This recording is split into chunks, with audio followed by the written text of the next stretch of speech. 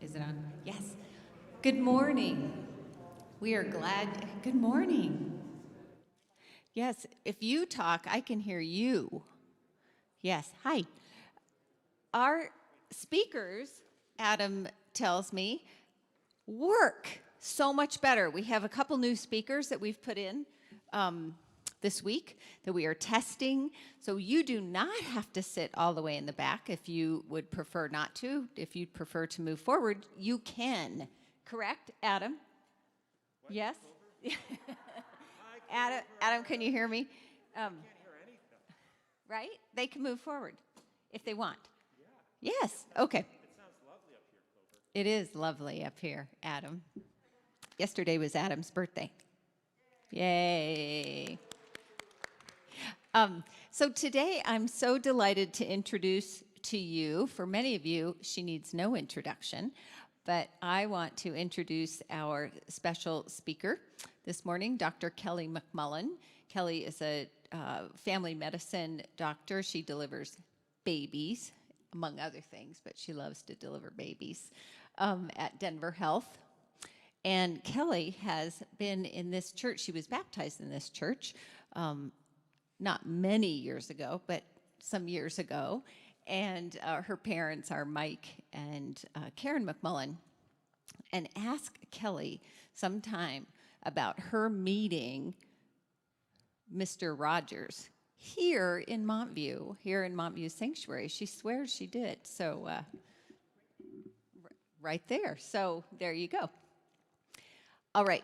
We are so glad you're here, and we are so glad to continue this series called Reimagining Well-Being with Dr. Kelly McMullen. Thanks, Kelly. Hi, everyone. It's so weird to be talking in front of a group of people. I will probably be moving around, and I have a microphone on. This is really bizarre. So welcome. I want to thank Clover and also Jason Whitehead for asking me to speak. I'm not totally sure why they asked me, because one thing I know about Montview growing up here is that there are approximately 100 million physicians that attend this church. You're probably sitting next to one right now, so I don't know that what makes me any more qualified than anybody else to talk about physical well-being.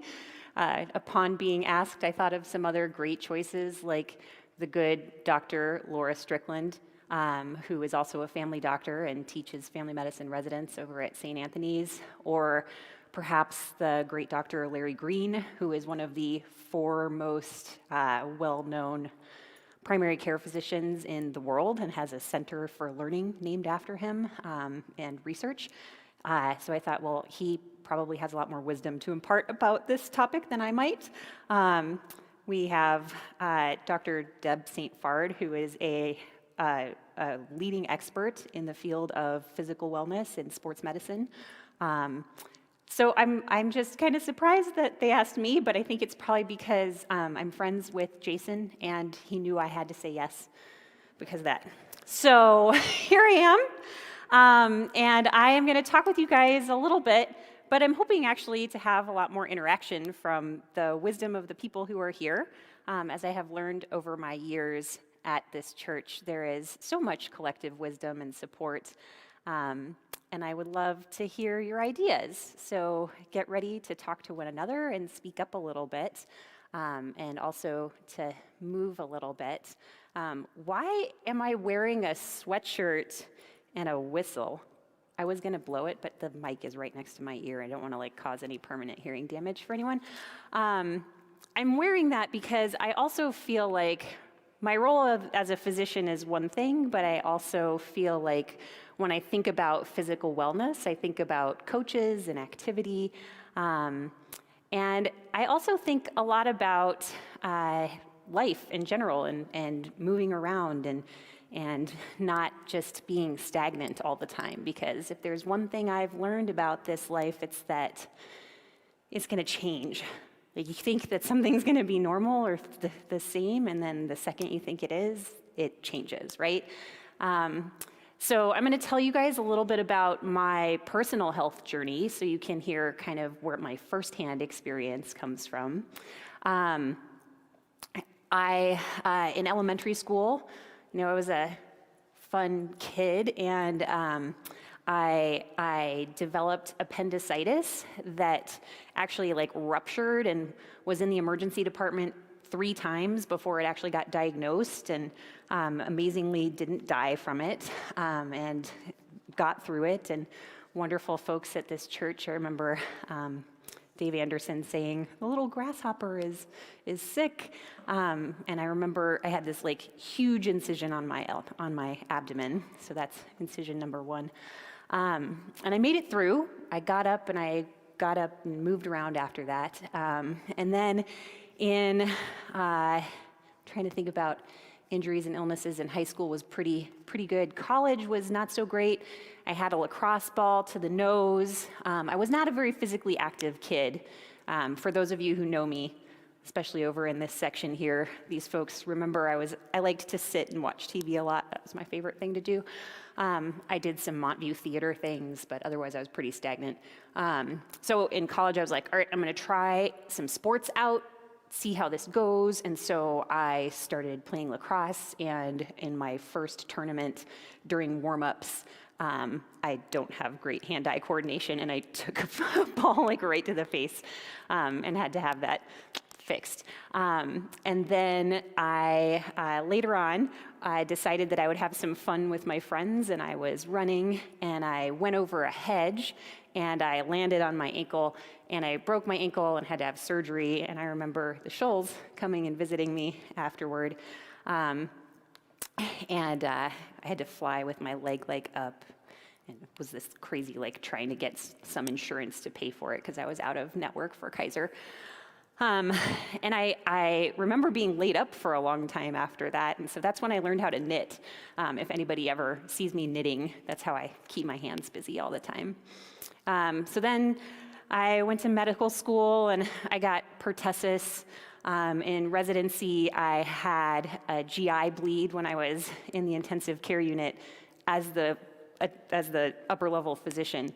And then I also later on went on to become an attending doctor. And in residency, I decided, okay, I'm going to try and incorporate some physical activity so that I know that I can get through things and it's going to help me. So every morning, I started getting up and running.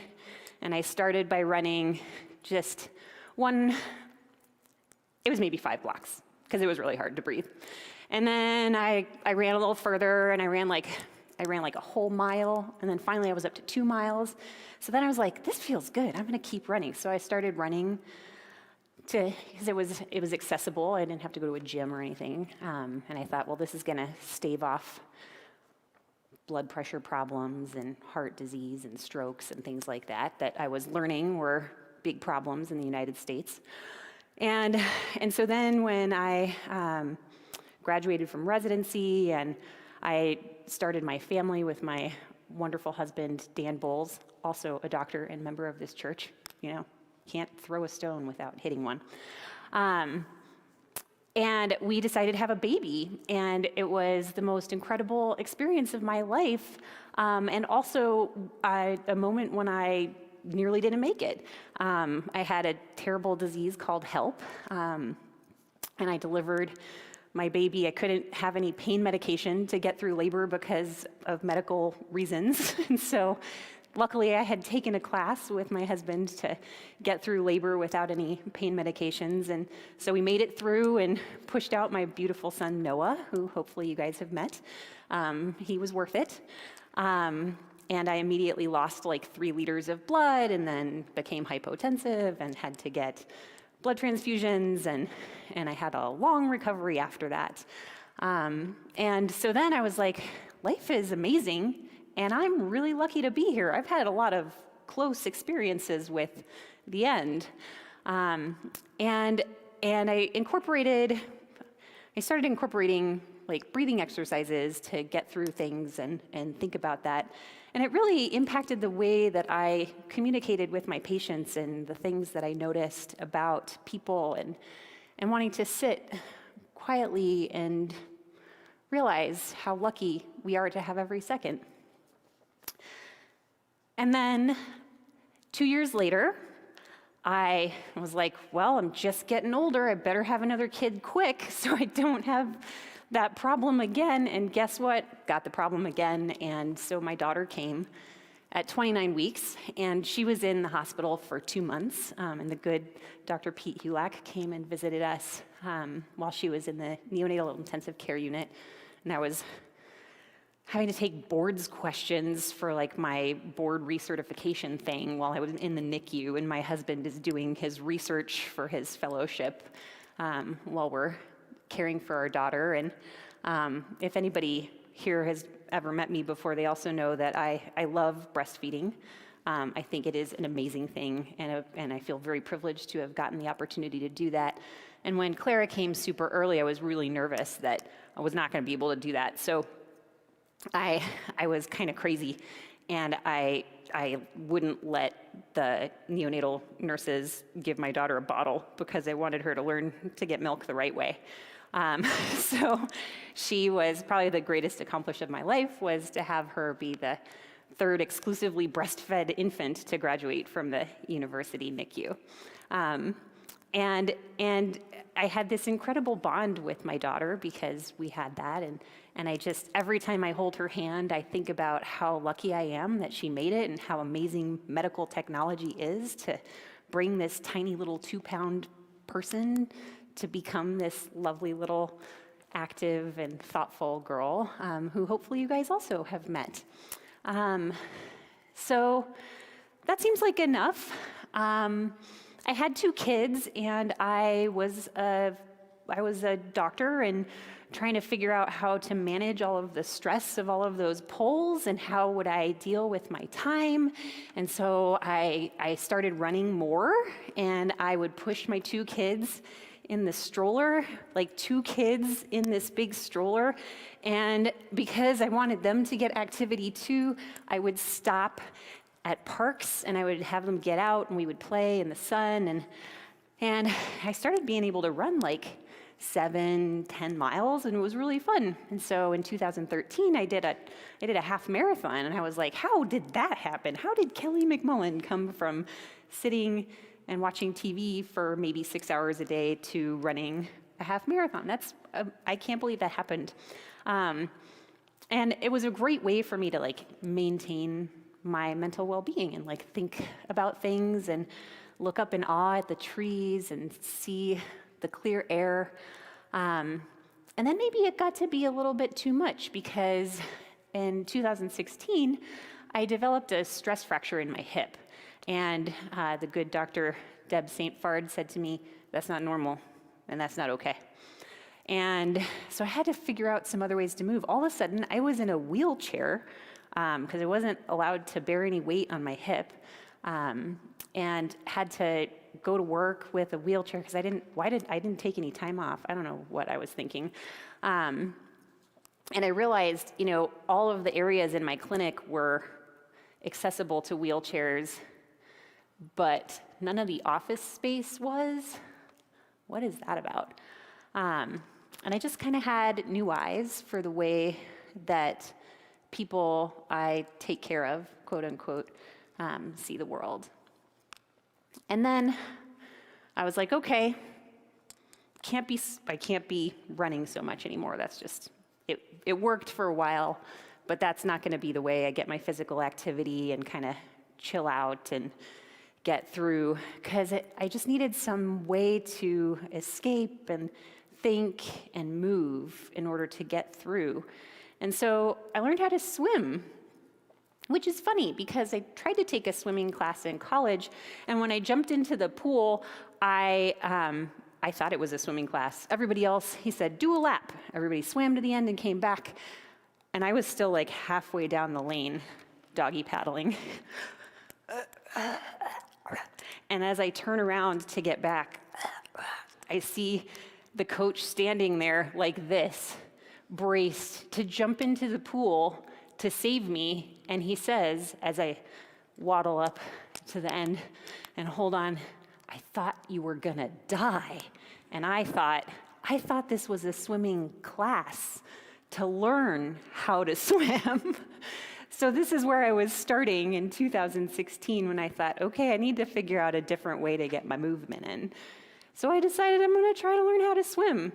And I thought I was going to drown. And then I thought, I've heard there's like research about calming your mind.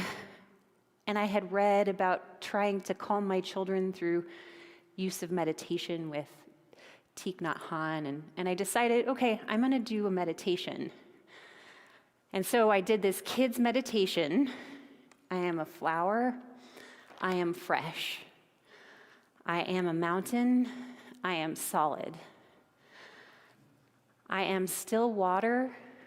I am reflecting. I am air. I can breathe. And lo and behold, I could swim a lap. And then I was swimming a couple, and then I was swimming more. And I would think this meditation as I swam, and it helped me get through thinking I was drowning, because I wasn't going to drown. I was in a pool. There was a lifeguard. I guess I could have drowned. So then, fast forward, I broke my ankle. I broke my foot. I broke my hand. I've just been broken for the past 5 years, but doctoring still. And every time something happens, I have to figure out another way to get food on the table for my kids, be a good wife, be a good daughter, see patients, offer some kind of expertise about well-being. And I think, God grant me the serenity to accept the things I cannot change, and the strength to change the things I can, and the wisdom to know the difference. Has anybody else ever thought of that prayer? It's one of my faves. And then there was COVID. And I thought, and I said to my dear friends, Jason Whitehead among them, at our Last Supper Club at our house, which was on, I think, like March 16th or something like that, 2020. I'm probably going to get COVID when I go to work, because I see a lot of people who are neglected by our society, and I'm probably going to get this, so you probably don't want to be around me for a while. And wouldn't you know it, I got COVID on April 1st of 2020. I just see it all. And then I couldn't breathe.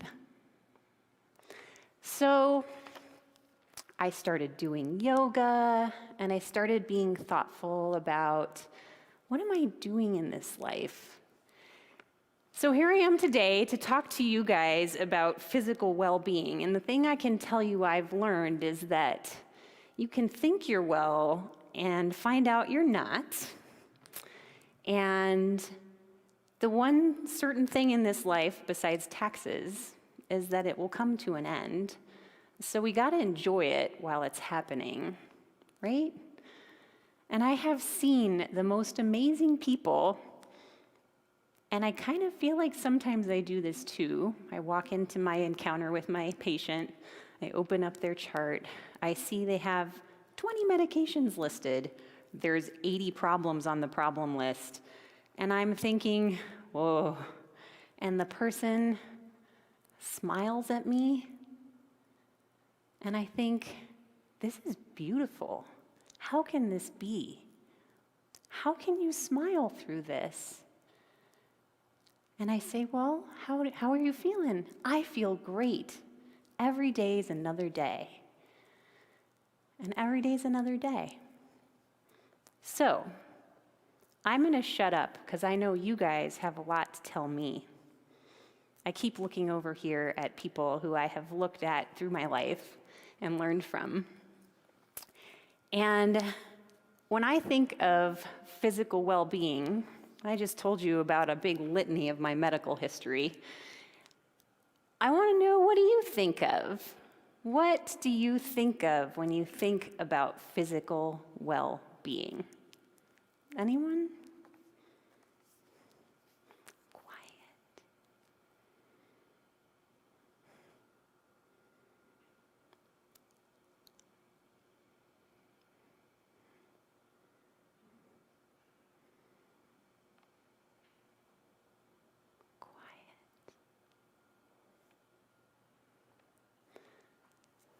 Yeah.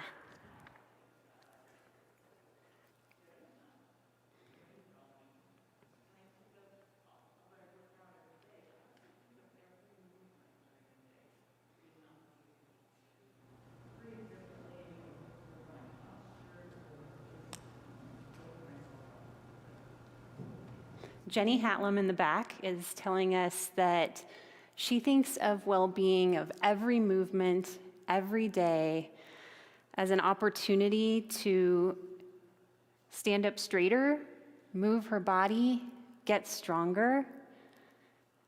Another inspiration to me, Jenny Hatlam. Did I summarize that properly for you?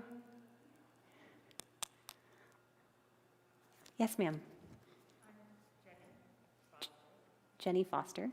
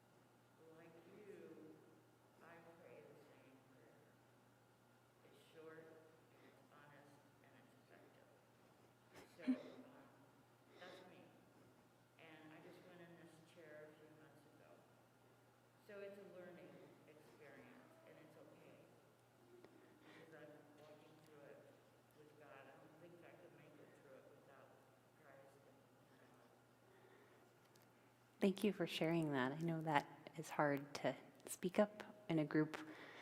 Jenny Foster is sharing with us that she was just starting to use a wheelchair, and she is thinking positive thoughts about how she's going to get out of the wheelchair and she's going to walk. And she knows that she is going on this journey with God. And she also uses the serenity prayer to get through because it's short and sweet, and a reminder that we can get through some stuff. And there's some stuff we're not going to be able to change, but we should try to change the things that we can. So when I was thinking about well-being, I was thinking about how it's hard to be well when we don't have our basic needs met. And I've thought about this a lot as I raise my kids, or they raise me, that if we haven't had enough to eat, we haven't had enough sleep, we haven't had enough time to move, we haven't had enough options to go to the restroom when we need to, we haven't had a break for hygiene, when we haven't had appropriate shelter, when the air is too smoky to breathe, it can be hard to feel well because we have to have these basic needs met. And we must pay attention to these things in ourselves and to the people around us. But for some of us, we just can't meet those needs easily. And I'm not the first person to come up with this. There was this, famous psychologist, Maslow, who came up with this hierarchy of well-being, I think it was. But those basic things must be met in order for us to be well. And I think as a society, we also work to help ensure those things. This community also provides us community and love and purpose, which can help us feel well. I think that I admire and appreciate so much the work that is done here to do that. For our next little exercise, I think maybe we've all been listening to me for too long. I'm going to ask you, because you have wisdom and you're sitting near someone, to maybe stand up if you can, or wheel if you can't. Maybe 10, 15 feet to someone you haven't talked with before. And I want you to share a way that you have found to meet your basic needs through this last couple of years when it has been quite challenging to meet our basic needs. What is a way that you have found to be well physically, to maintain that, and share it with one or two other people near you, or maybe more distant? Get up and get some movement.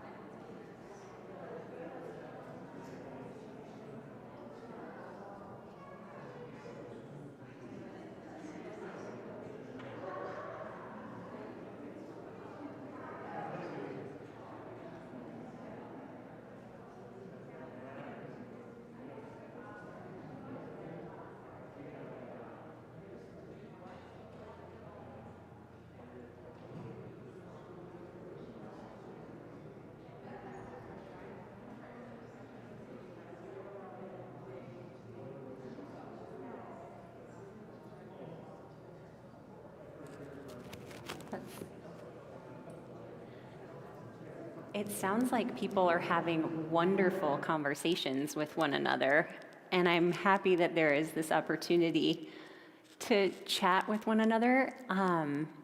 I just visited a couple of groups and heard a common theme of incorporating movement in order to get through this last time. A couple of folks mentioned that because they retired, they were able to actually incorporate movement into their lives more regularly and look forward to it, which made me really happy and also kind of bummed that our work lives are so toxic that we can't move while we have them. I also heard folks talk about posture. I heard a couple of good stories about people who were told to sit up straight. So it's Doug back. And he was on a date when he got older, and he was sitting up straight with his good posture. And the woman across the table from him poked him in the front and was like, relax, stop being so stiff.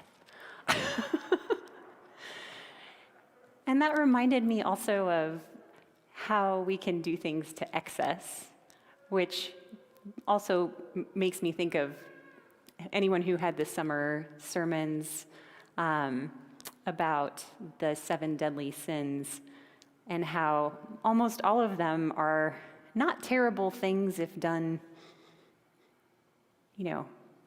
limited, with the exception of murder, right? But it's a lot related to excess, like too much rest or too much of anything. Greed and envy, all of those things are related more to too much than anything, and like too much pride. I also heard folks talking about riding bicycles, 23 miles, getting Pelotons, taking long walks, and how they actually look forward to it after a while because it is like a movement meditation or a way to have community. Many people have Montview friends that they're doing exercise with. I have my Montview friend, Lena Waite, who said, hey, do a triathlon with me this summer. And I was like, what? That sounds crazy. And I trained with her, and I biked with her, and I ran with her, and I did it, and it was really fun. But mostly it was fun to hang out with Lena on a bike. So I'm wondering if anybody else has stories that they heard from somebody that they felt like they wanted to share or that really resonated with how to maintain their wellness? Ways to cope through this time?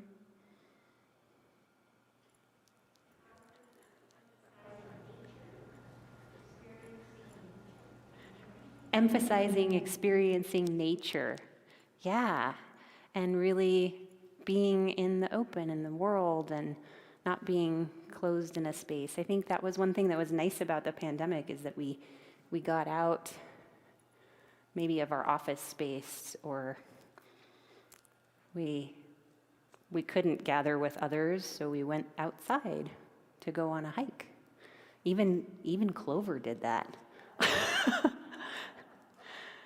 Any other things that people have found to help cope with?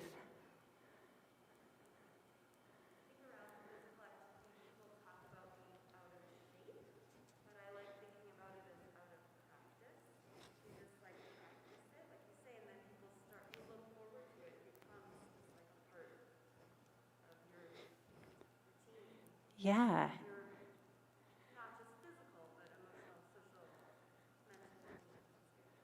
Yeah. So the wise Dr. Strickland is talking about how many people berate themselves for being out of shape, and they can't do this thing because they're out of shape. But really it's that we're out of practice, and that if we practice something repeatedly, even something as simple as breathing,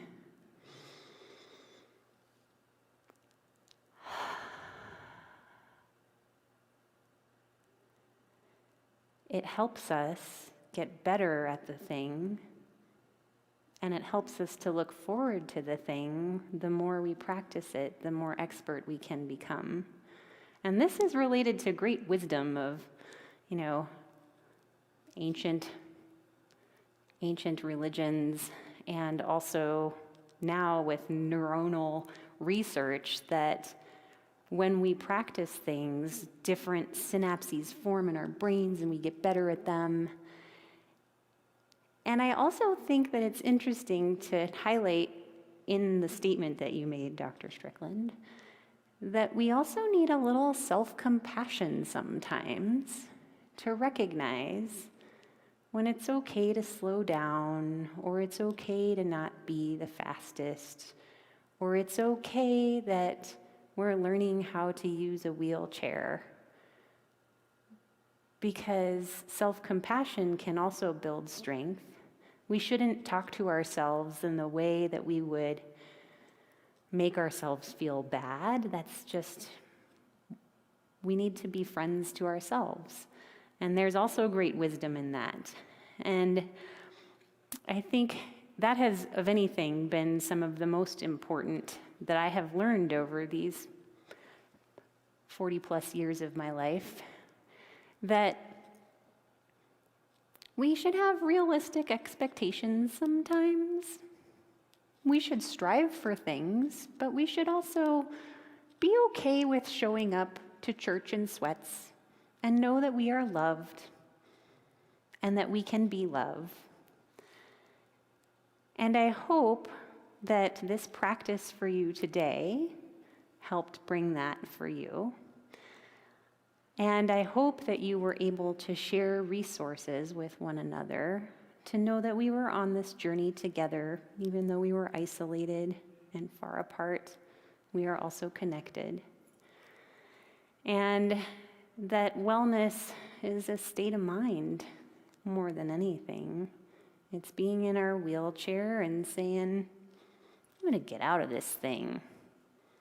Or, I'm going to be the fastest wheelchair racer there is.